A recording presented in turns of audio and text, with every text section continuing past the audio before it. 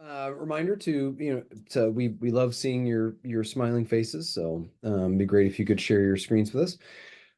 Okay, so we're gonna start off with something a little bit different. I know this is virtual, but I'm gonna ask all of you to stand up. So wherever you are, wherever you're broadcasting, stand up. All right, so we're gonna play a game of Would You Rather. Okay. So your two choices, we're gonna do two rounds. For this first round, your two choices are, would you rather have a higher standard of living than you do right now, but 90% of the people around you have a higher standard of living than you, or have a lower standard of living than you have right now, but 90% of the people around you have a lower standard of living than you do. Okay. All right. So when I say go, if you are that top choice, I want you to stay standing. If you are the bottom choice, I want you to go ahead and sit down. Okay. So 1, 2, 3, go. All right. Looks like most people stayed standing. All right. Good. Let's do one more round. Like I said. Okay. So stand back up if you're able to. Looks like some people are not able to, but that's cool. All right. So next round. Would you rather be in the bottom 10% of earners in the United States in 2024 or be in the top 10% of earners in the United States in 1924? Okay, so same choices. If you are that top one, when I say go, you're going to stay standing. When I say go, hold on, don't do it yet. Don't do it yet. So when I say go, you'll stay standing if you're that top choice, and you'll sit down if you are that bottom choice. 1, 2, 3, go. Are Ah. we adjusting for inflation and all of that here? Are we Well, it going would just strictly by money? it would be adjusted, because you would be, I mean, you'd be looking at being in the top 10% or the bottom 10%. So actually you don't need to even necessarily adjust for real or nominal because you'd still be in the top 10%. So I mean, you would stay consistent in your decision making, but anyway, all right, so that's good. We're gonna come back to that. Uh, and just remember that we had, like, I don't know, look like a small handful of people who sat down for the first one, and then a lot of people who sat down for the second one. Okay, so here we go. So this session is called What is Poverty and Who Are the Poor? And it builds on, of course, what Amanda was already doing with you all and thinking about absolute poverty and relative poverty. And so we're gonna continue to unpack all of that.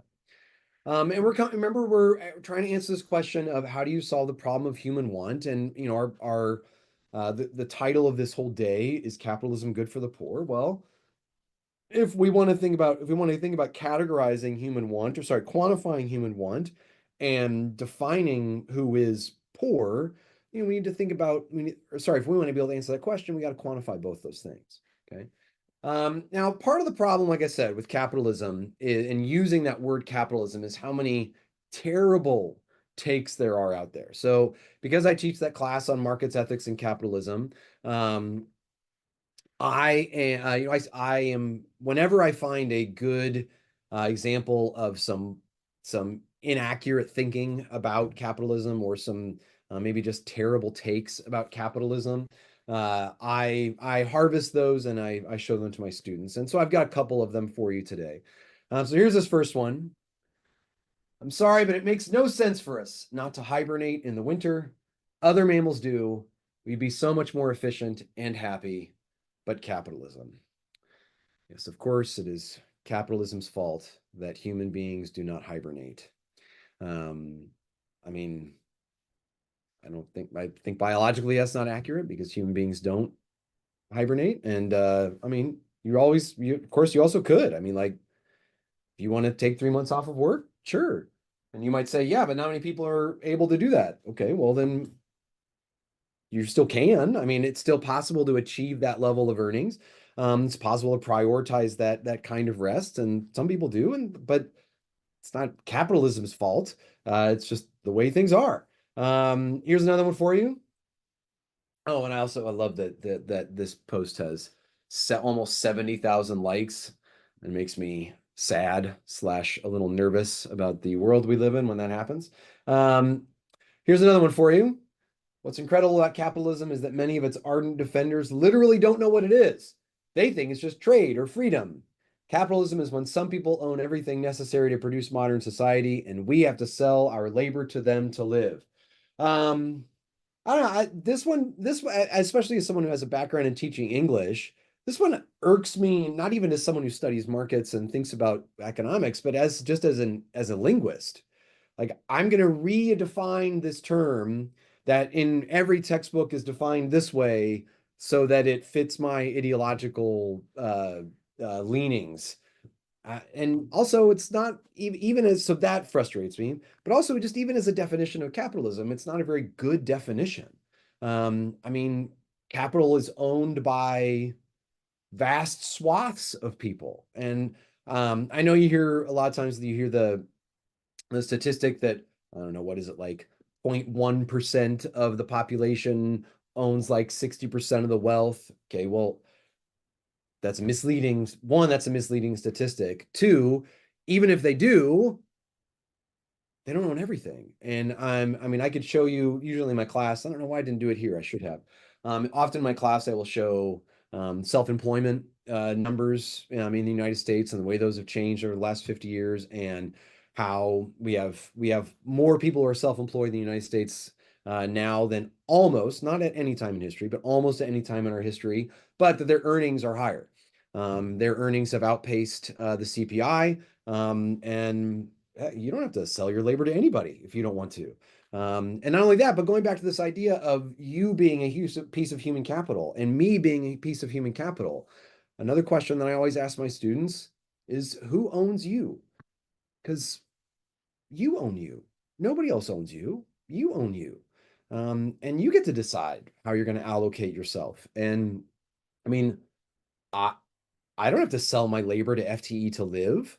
I mean, I'm all of us have to produce something to live. We can't just have things handed to us. But I'm actually pretty excited about selling my labor to the University of Tennessee. I actually really enjoy selling my labor to FTE. And I mean, I think I come out the better for that. And if I didn't, then I wouldn't do it. So I love selling my labor. It's one of my favorite things to do is to sell my labor. So I just these takes kind of rankle me because I don't know if they're really all that helpful. And even like let's say this person is fully right. Okay, and like what next? I mean, still doesn't solve the question, still doesn't solve the problem of human want. Just saying that's what capitalism doesn't get us anywhere closer to a solution. Because if you want to eliminate what this person defines as capitalism, you got to ask, okay, well, what are you going to replace it with? What's better? What's going to do a better job of getting of what's going to do a better job of helping the poor? So the better, I think, I tend to prefer this definition. This is from Thomas Sowell. Thomas Sowell is in his 90s now. He's still kicking around and he is cantankerous and grouchy and which is exactly what I think an older economist should be. I mean, it should just be absolutely unpleasant to be around. Those are my favorites personally. And that's definitely Sowell in his 90s. Walter Williams was a friend of his. Walter Williams passed away a couple years ago, and Walter Williams didn't make it to that point. Walter Williams was died in his 80s, and he was chipper and cheerful and really pleasant to be around. And so he just never got to that cantankerous place. And that's unfortunate. But Sowell's been cantankerous for a while. But he says capitalism is not an ism. It's closer to being the opposite of an ism because it's simply the freedom of ordinary people to make whatever economic transactions they can mutually agree to. Because again, if you own yourself, then you get to make those agreements however you want to make them. And if that's what capitalism is, then it's not even an ism. It's just you get to do that because you own you. All right, so that leads us into some sub questions. So why are some nations rich and some nations poor? We've laid the groundwork for this question. Why have some nations experienced growth and others have not? Why have some nations experienced growth and then their growth be arrested? Why have some nations experienced a growth and then experienced decline? I mean, because growth is not permanent and it's not guaranteed. So why does this happen? And then what factors lead to growth? This is a fitting question for us to be thinking about right now because the recent Nobel Prize in Economics given to Asimoglu and Robinson, and I can't remember their third co-author. But I mean, they studied a lot of this question. What are the factors that lead to growth? So in economics, we think about basically the idea that economics answers three questions. It answers what will we produce, how will we produce it, which is essentially a question about productivity and making sure that the value of your outputs is higher than the value of your inputs. And then for whom will we produce it? And that for whom we produce it is basically just who's going to get the stuff. Okay. So what stuff are we going to make? How are we going to make it? And who's going to get it? Okay. And there are lots of various answers to that question. So, for example, I will happily send to one of you today a $10 Amazon gift card. Okay. But I only have one. And you might say, yeah, but it's an electronic resource. True. I mean, I could easily send out lots of emails, but I don't have time for that. And also, I don't want to spend more than $10. So I've got one $10 Amazon gift card. Okay. So how should I decide which of you is going to get an emailed Amazon gift card later on today? So what do you think? You can unmute yourself. You can throw it in the chat. How should we make this decision? You should use a picker, like a, um, the, oh, I can't. Randomizer, Yeah, yeah. lottery, Lottery. lottery. We could do lottery. Okay, sounds good. Someone said I'll give you 850 for it. So basically, they are implying auction. Um, Someone said first come. Sure, that's another allocate. That's another way of deciding that question. Anna says merit. Okay, so Anna gives some shape to that. What do you mean by merit?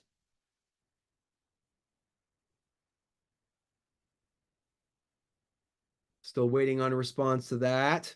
Oh, okay. So the poorest, sure, I could have you all send me your W-2s and or a screenshot of your bank statement, and then I could award it that way. That's definitely one way to do it. Brienne says, well, I did win the Kahoot. And so that would be one way of doing it. Intellectual contest. Someone else said a contest of strength, right? But either way, with intellect or with strength, we're talking about personal characteristics, right?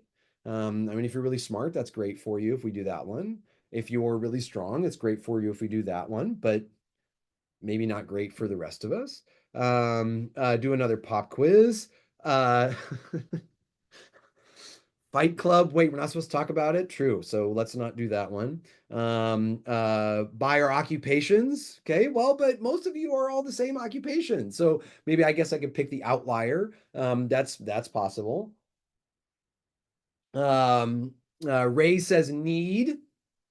Well, here's the thing. I mean, most economists, that's not all, but most economists really don't like that word need because it's so hard to define. And I really hope you're not teaching your students needs versus wants because that's a terrible dichotomy. The better thing is to think of preferences because need is not really definable. It's not really measurable. Pretty much every measurement you can think of with need is going to be subjective in some way. And I could if you were in my class, we'd spend 15, 20 minutes talking about that. We don't have time to do that right now. Let's see, being a Browns fan. So just to award your, to make up for your misery, that is certainly one way we could do that. Who has the best looking dog? Well, that's also really subjective. Um, uh, just manners. Who's nicest and kindest, I suppose we could do that. First back to the Zoom call. Um, okay. Theodore, I don't quite know what that means, but I mean, yeah, there are lots of different ways we can answer this question, right? Um, uh, sure, I could have a random number in my head and whoever guesses closest to it, that would be one way. Um, I could define some way that you all can earn my favor. Okay, any of those would be possible. But here's the problem. All of those have efficiency issues. Okay. And and in economics, we define efficiency as getting goods and services to the people or person who values them the most, right? And so all of those are really hard to do that with. Lottery doesn't get goods and services the people that value the most. Personal characteristics definitely doesn't. First come, first serve, maybe because you're measuring it by zeal, uh, perhaps. But then there are a lot of people who are not able to get there first. Um, and so that's also hard. Someone said we could share it equally, but again, that doesn't work all that well because not all of you maybe value Amazon equally. And also, I mean, $10 divided among the 30 of you, 33 cents each. I mean, cool, I guess. That doesn't, I mean, it's certainly not worth the opportunity cost of my time for me to send 30 emails and generate 33-cent Amazon gift cards. So that's not very efficient as well. I could give it to someone in the Central African Republic, I suppose, but I don't think any of you are broadcasting from the Central African Republic, so that doesn't really fit either. Oh, gotcha, theater. Gotcha. Someone said we could vote. Okay, we could vote who gets it, or we could vote for a chooser, a planner. We could vote for a central planner, and that central planner could decide, right? So any of those are the way we could are a way we could do it. Um, Probably it might have been good for me to set up a paradox slide for this and didn't think about it. But in Zoom, in the Zoom chat, direct message, so not to everybody, but direct message, which of all of those methods, vote for the one you think we should do.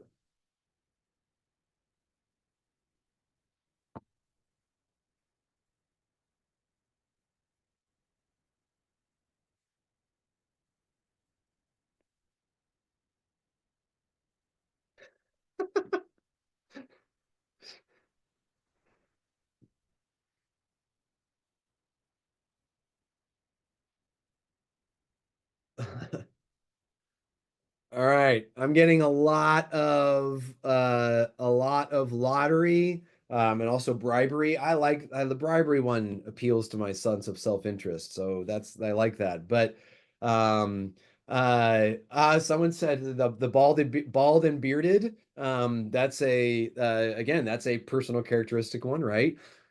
Which has been used throughout history to ill effect, right? You look like me, you are like me, you are part of my tribe, therefore you will get the stuff.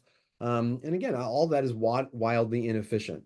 So all right, we'll do a lottery then, and I'll do that later today, or maybe I'll have Debbie because I think Debbie probably has everybody's names in a spreadsheet. Maybe Debbie can do a randomizer to do that.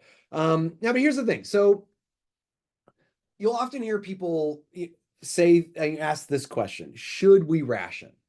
Well, here's the problem. That's the wrong question. Okay, go back to ERP number one. We face scarcity. Okay, and because we face scarcity, we can't ask this question because the fact that we face scarcity means we will have to ration. So the question is not should we ration? The question is how will we ration? Okay, and here's the thing: every answer to that question leaves someone out. Okay, we would define all those things that you all listed as allocative mechanisms. I know it sounds like a technical term, but there are ways of deciding who gets the stuff. Economic question number 3, who gets the stuff? Well, every answer to that question is an allocative mechanism, but every allocative mechanism leaves someone out. Okay, and so given that we must ration, given that every way of rationing leaves people out or someone out, which is the best one? Okay, or best? I mean, and best even is a pretty subjective question, which is why economists tend to prefer efficiency. Okay, and efficiency, like I said, means getting goods and services to people that value them most, which then leads us to a better question, which is what allocative mechanism gets more resources to the people that value the most more of the time? Okay.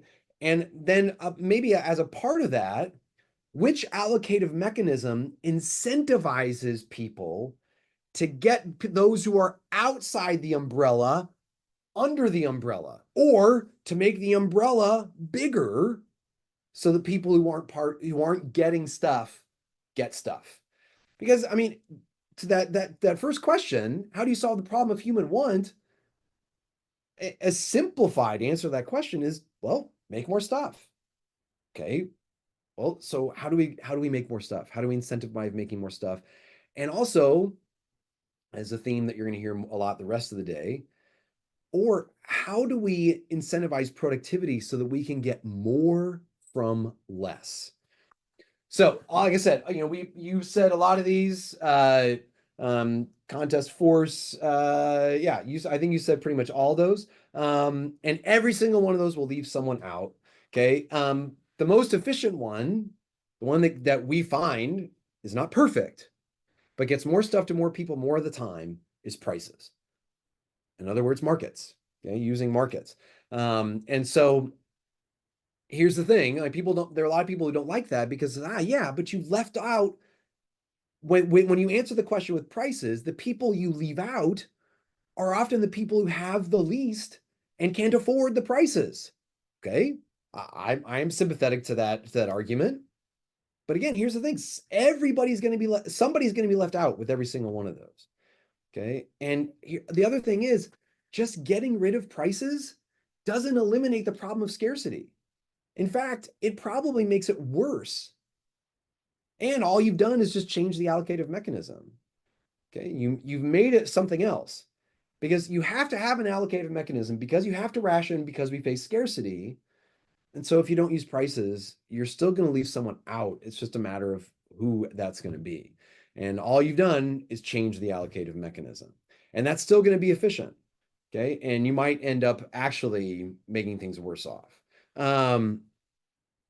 Yes, Jeremiah can do that if we have time. I don't want to spend this session doing that, but I can absolutely walk through that with you. Okay. So we're to this question then, this definitional question. What is poverty and who are the poor? Well, we want to also think then about who are the rich. And then this definition of poor. Okay. So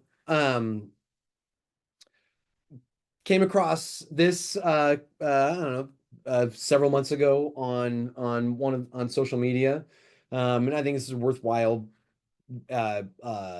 I don't know starting point as we think about this. Okay, so Kim Kardashian flew all the way from LA to Paris just because she wanted this one cheesecake from a specific hotel named Hotel Costa, and then flew home. And you drink from a paper straw to save the world. And the comments on this post were some of the most unkind and uncharitable things I have ever seen. They certainly did not present human beings in a very positive light. But here's the thing.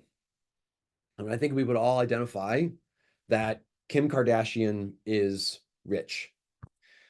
But right, this is the session where where people get very upset and where I start losing friends. You and I are closer to Kim Kardashian's standard of living than we are to those who are at the bottom and those who are living in sub-Saharan Africa. I mean, if you and I would think most of the people on here, given your technological ability to even be here today, I would imagine that you and I also most of us probably have the ability to say, I want a particular kind of ice cream, and I'm going to go to the store just for that ice cream. Raise your hand if you have done that before. I have done that before. Looks like we're getting most of you are raising your hands. Okay, then this is a difference in degree, not in kind. Okay, you have resources that you own, that you used to get a delicacy for yourself or something, a luxury for yourself. Certainly something that would be considered a luxury by a vast swath of the population. And not only that, but like Kim Kardashian didn't steal anything from me. She's not wealthy because she stole any of her resources.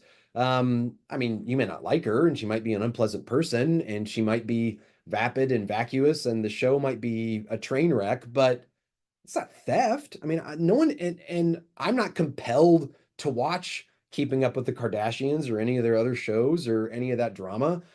Other people do, and that's one of the things that has made her wealthy. Yeah, someone said Starbucks seems ridiculous to a lot of the world. Yeah, it sure does. It sure does. I worked at a coffee shop in the mid 90s, right when coffee was starting to pick up in popularity. And somebody walked up and started ordering a drink. And after adding on, the syrups and the size and the things like that, she was like, "Oh my gosh, never mind. That might as well just go buy a cocktail at a bar. I'll just give me a cup of drip coffee." And like, but I remember that hesitation to buy expensive coffee. And of course now people, oh, $8? Sure, no problem at all. And it's just a matter of acceptance and demand curves. Anyway, so yeah, there you go. I love all the examples you're putting in. So anyway, I balk at people getting upset about this.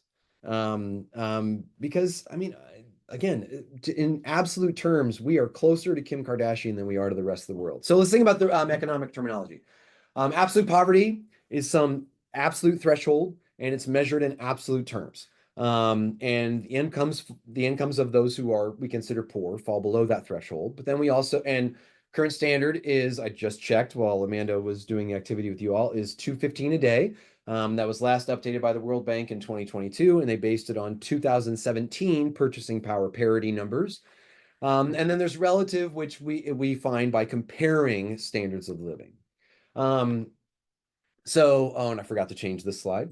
But we got right around 657 million people in the world living under $1.90 a day or 215 a day. And of course, that is absolute.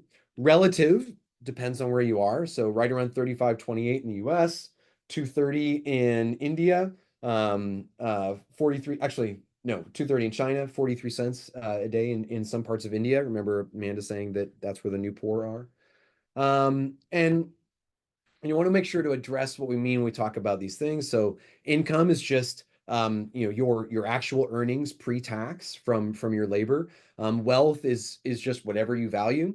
It can be assets, but can also just be again going back to Paul Hain. Paul Hain says wealth is just whatever people value. And of course we all value different things. And then of course GDP and then GDP per capita. So why do we measure why do we use GDP? GDP is imperfect. It uses averages, but it's still what we've got. And I think most of you are probably familiar with these definitions. But we think about the big one we want to think about is real GDP per capita, adjusting for inflation, adjusting for purchasing power, and adjusting for population. So let's think about that terminology now. Let's return to our game of Would You Rather. Now, what if I told you that if you stood up for one question and sat down for another, that you were being inconsistent? Think about that for a second. And think about why I might make that claim. All right. So why I might make that claim? You can unmute yourself, you can throw it in the chat, do what you want to do. Why might I claim that if you didn't answer this, if you didn't do the same thing for both questions, you're being inconsistent?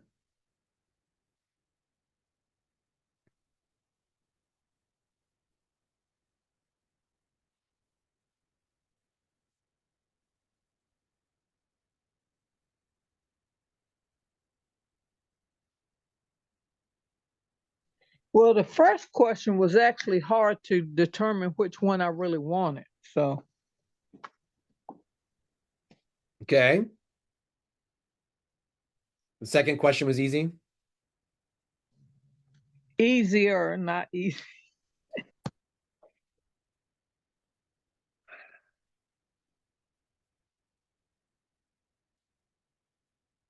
Because I designed it that way. You're right. I did design it that way. All right. So here's why I would tell you that if you did something different, that you're being inconsistent. It's because they're the same question. For all intents and purposes, they're the exact same question. If you are in the bottom 10% of earners in the United States in 2024, you have a higher standard of living than even the most wealthy in 1924, or maybe all but the most wealthy. And I want you to think about why that might be, and think about the advancements of the last 100 years. I mean, we only have 15 more minutes of this session, so I don't, only have 20 minutes. So I don't want to get into a whole heck of a lot, but I mean, you just think about not just the technological advances of machinery and computers and all the various gadgets that we can buy. Um, um, but it's also because of innovations in agriculture and innovations in trade and innovations in and access to all kinds of goods and services that we did not have access to prior to that. Think about advancements in medical technology. I mean, just the invention of antibiotics and the things that would have killed somebody or could have had a much higher likelihood of killing somebody 100 years ago, that we can fix with a couple swipes of a tube of $3 tube of Neosporin. I mean, our standard of living, even among the lowest 10% of earners in the United States, is still higher than 90% of the population in 1924. And I personally, I'm gonna go stand in my opinion corner for this. I wouldn't trade places with Nelson Rockefeller. I wouldn't trade places with any of the the moneyed quote unquote American aristocrats of the early 20th century. I have a much higher standard of living than they did. I have a higher life expectancy. I mean, just my kids have greater access to more things. My life is better than theirs. My kids' lives are going to be better than mine, and I'd much rather be alive today. And yeah, you still have takes like this.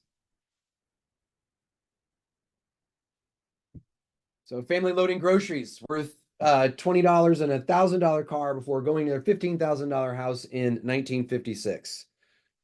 And then this one, a woman with $20 of groceries before going home to her $15,000 house in 1980. P.S. I grew up in the 80s and I know that's not how women dressed in 1980. That's definitely an anachronistic picture. And that's also not what grocery stores look like. So these two images come from the same post on X from an economist that I really have a lot of respect for, because he's just very faithful to data and he makes everybody mad, and that makes me happy. Folks can't decide if the 1950s or the 1980s were the good old days, but they sure are sure that groceries were always $20 and houses were always $15,000. And we are again making numbers up for dramatic effect. Like that's what this is. Um, uh, and that's a terrible way of measuring things. We can go even farther back. People longing for living in the medieval era. Medieval peasants worked less. Now, as an English teacher, that just that less drives me nuts. So fewer hours than you, had longer vacations than you, likely had a bigger house than you, definitely had higher T, which apparently is testosterone. I don't know why that's relevant. Ate better food than you, paid way less taxes, and rarely saw their boss. Who's really living in the dark ages? I mean, not only is all of those things verifiably, I guess maybe not the testosterone. I don't know. I can't test blood. But the other six are so verifiably not accurate that I mean, I mean, it's like the premise is itself flawed.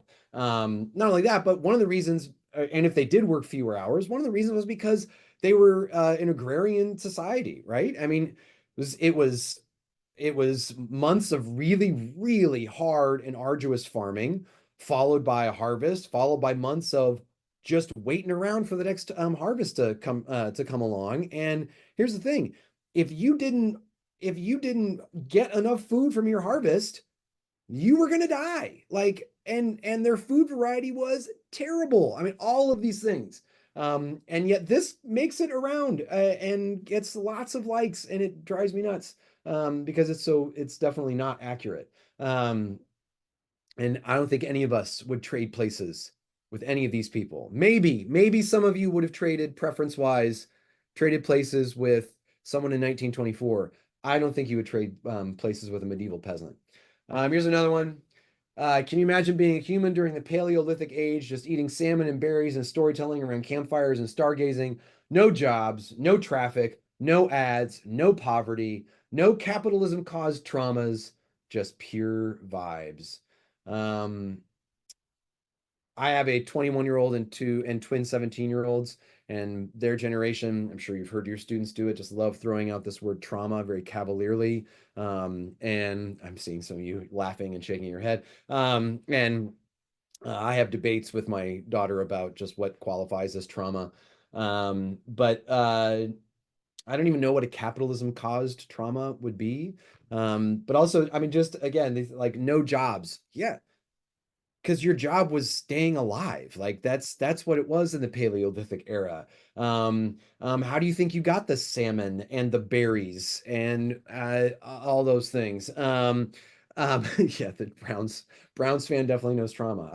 Yeah, that makes sense. That's legitimate. But here's the other thing about this. Oh, and also this. I just love this. No poverty. Really?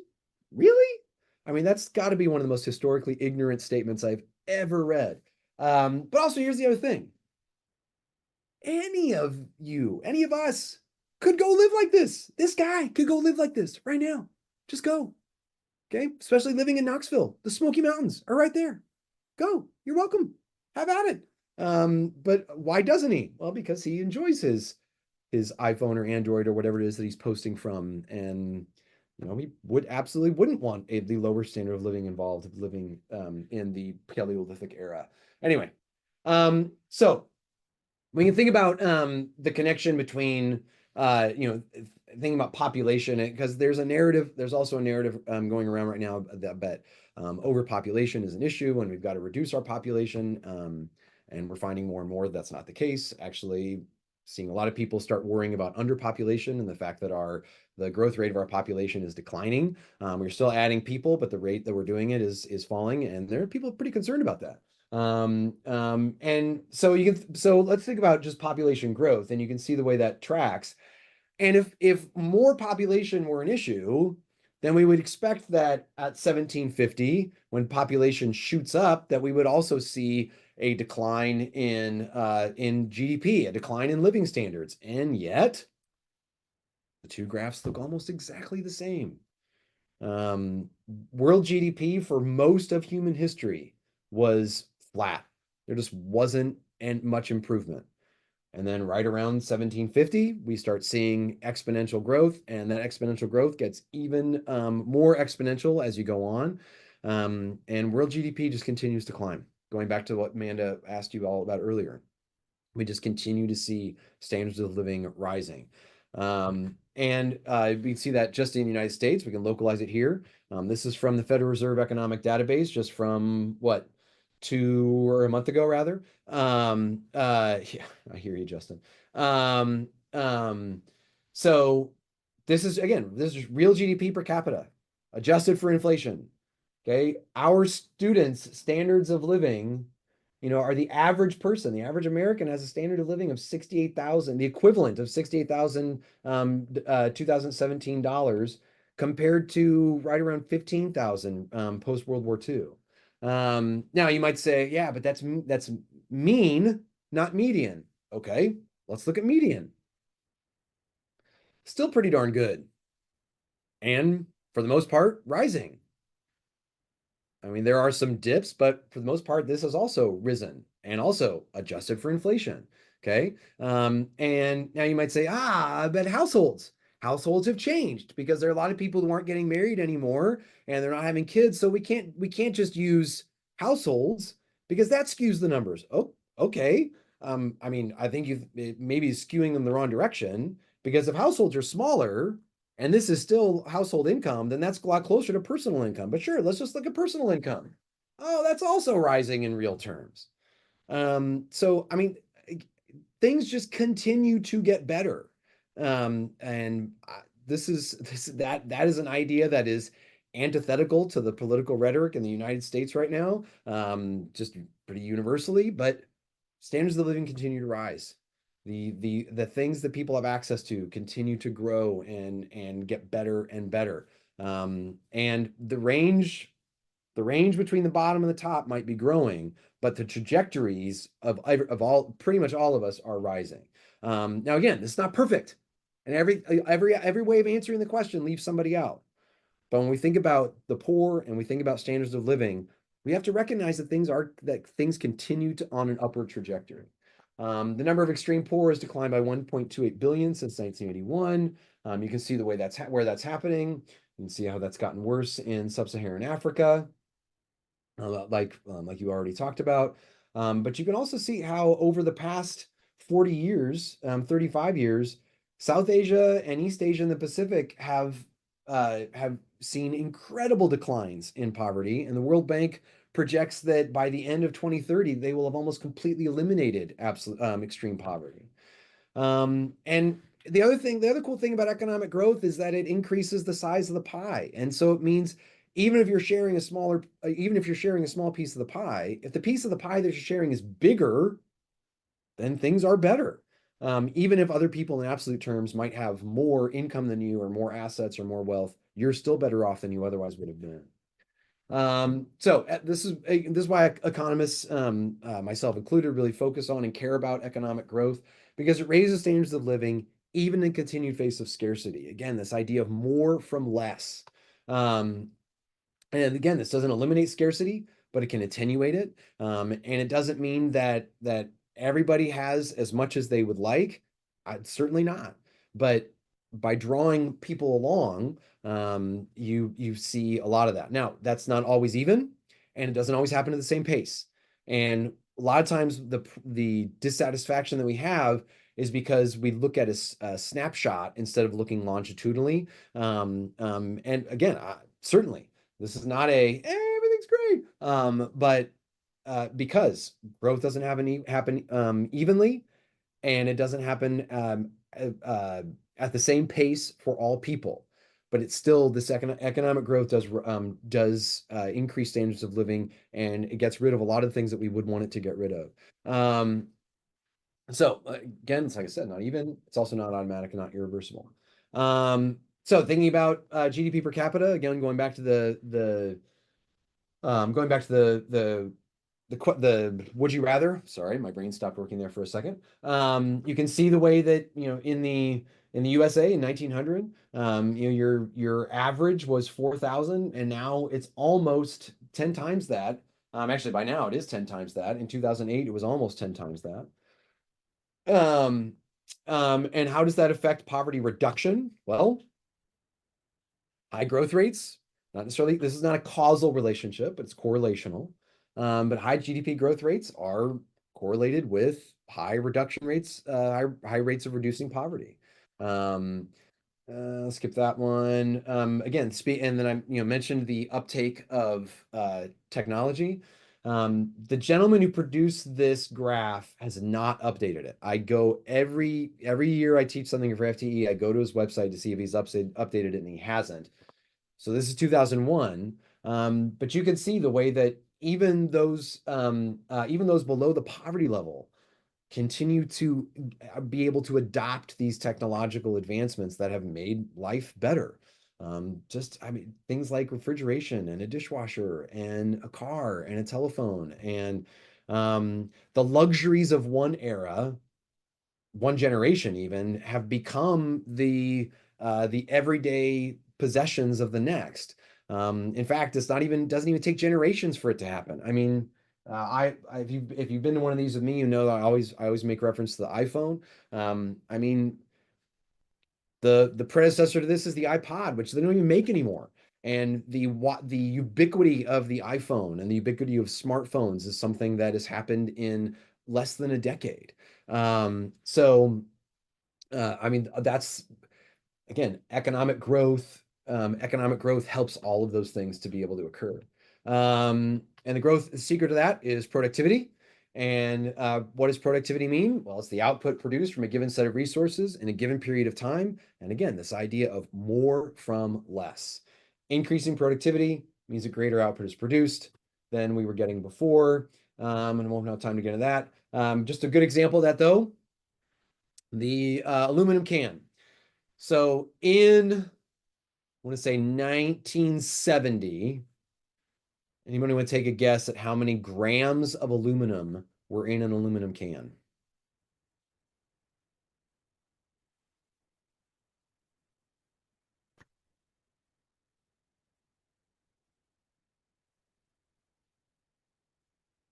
Ooh, we've got a range of guesses. 200, 12, 54, 12 again.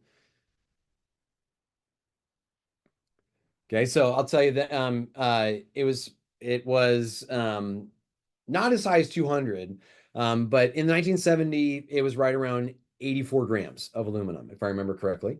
And so in the years since, with the aid of computer drafting and actually just a better understanding of physics and the way that pressure can actually that internal pressure can actually keep the structural integrity of the can as opposed to destroying it.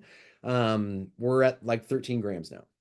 Okay, we make more cans, but we use less aluminum than we were using because of how much better we are at using aluminum. And again, we have to ask the question, what allocative mechanism incentivizes people to do that and incentivizes that kind of increase in productivity? And it's markets. It's the ability to generate some kind of profit from that innovation. So also thinking about the groceries examples, you can look at the way that the amount of time, the amount of your life that you have to exchange for groceries continues to fall. Prices are rising, yes, but time prices continue to fall. And that is really what the thing you want to think about is how much of your life do you have to exchange for a thing? And that number just continues to get better. You got 2 more minutes left. This is where I'll end. Actually, it doesn't look like we will get, we won't get to the Hans Rosling. I'll throw a link in it, link to it for you. It goes over much of the same things we already did, just he uses better graphics and he's also just a delight to listen to. It's very sad to me that he passed away at to me, it was a relatively young age. I think he was in his 70s. But this is a Radio Shack ad from the early 90s. And since we're pressed for time, I won't go into it with a whole lot of detail. But I mean, you've got an AM radio, a clock radio, headphones, a calculator, a portable CD player, mobile phone, a cassette answering machine, a landline with 20 numbers, a whole 20 numbers that you could store in that landline. And then speakers, an $800 VHS recorder, and that's the sale price. Again, these are 90 prices. These are 1991 prices. These are not adjusted for inflation. And then this Tandy 1000 computer, which is on sale for $1,600, and has a, get ready for this, 200 megabyte hard drive. I mean, wow, that's just pretty impressive. Now, I show this not only to show how far we've come, but also, again, this idea of more from less. Virtually everything on that screen is now right here. It's in your phone. You've got pretty much everything that's right there in your phone. Think about what that does to the amount of plastic we use, the amount of aluminum, the amount of glass, the amount of copper, the amount of lithium, all of those elements, all those inputs in that production process that we don't even have to use anymore. And this is better than all of those things were. It performs better. It does the things we wanted to do better. That's what economic growth does. That's what technological innovation does. And what incentivizes that? Markets. I mean, the answer to the question of which allocative mechanism gets more stuff to more people more of the time, markets does it because it incentivizes this kind of economic growth. All right, so it is 1:55. We need to send you to lunch, and I am going to stop. And I think we're back from lunch at 2:25. Is that correct, Amanda? If you're on here. I am on here, and quick check of the agenda. We are back at 2:25. Perfect. See you all then.